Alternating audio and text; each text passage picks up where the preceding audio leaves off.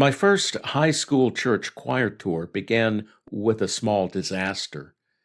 We sang at a church in Nashville during their Sunday morning worship service, and then stopped for lunch at a nearby mall. We were on a tight schedule since we had to perform that night at a church in Lexington, Kentucky. Our bus captain explained that we had only 1 hour for lunch and emphasized that we had to be back on the bus on time. The choir members then scattered to the fast food restaurants within sight. But my friend Monty and I had a different idea. We saw a seafood restaurant across the parking lot and reasoned that we could enjoy a quality meal within the allotted hour. We kept watch on the time and finished our lunch with 5 minutes to spare. Or so we thought. When we walked out of the restaurant, our bus was nowhere in sight. We walked to the other side of the mall where the second bus had parked, but it was also gone. It seemed we'd been left behind. That turned out to be an adventurous afternoon. We made our way to the bus station in Nashville, where we called the church in Lexington and left a message. When the choir arrived, the leaders got the message, and our bus captain arranged for us to get on an evening flight to Lexington. When he met us at the airport, we asked him who we should pay for the cost of the airline tickets. He said not to worry about it, that the cost was on him because he had failed to make sure we were on the bus before it left. Thus ended our small disaster. Except that I'm not so sure our bus captain was at fault. The situation was confusing, and our poor judgment at stretching the limit of our allotted time for lunch only made the confusion worse. Our adult leaders would have been justified in holding us accountable for failing to obey instructions and sending us back home at our parents' expense. It was only the grace and mercy of our bus captain that kept us on the tour, at great cost to himself.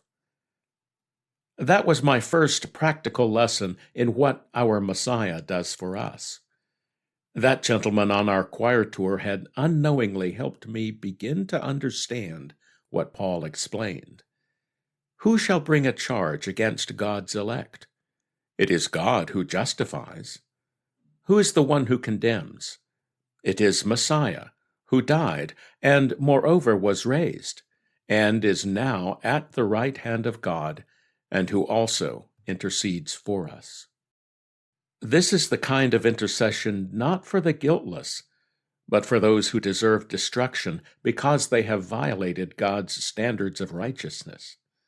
His intercession does apply to our small errors, such as being late, or forgetting to do an assigned task, or inadvertently taking something that belongs to someone else. We're still responsible for such errors, and God's grace and mercy apply there as well. Forgiveness for those small indiscretions is reason enough to thank and praise our Redeemer. But we have even more reason to thank Him for interceding on our behalf in matters of blatant disobedience and rebellion, the kind we do on a daily basis when we ignore God's instructions and indulge our own pleasures.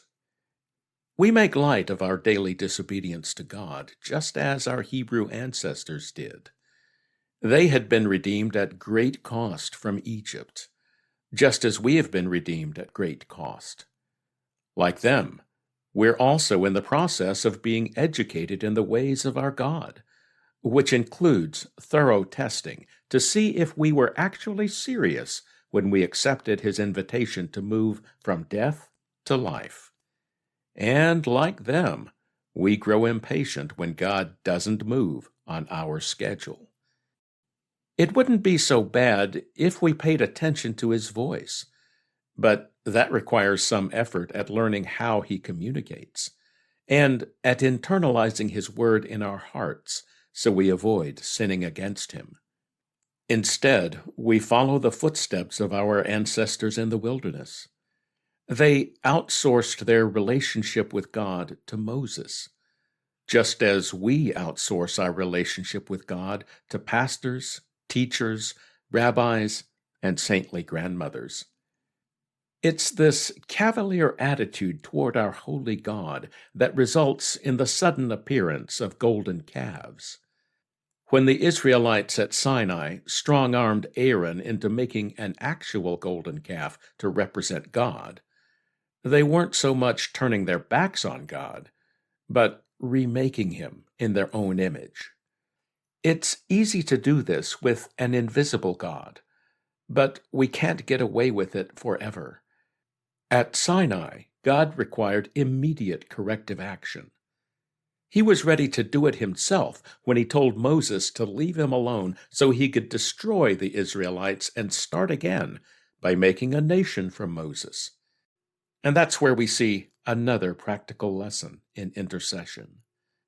Then Moses sought Adonai his God and said, Adonai, why should your wrath burn hot against your people, whom you have brought forth out of the land of Egypt with great power and with a mighty hand?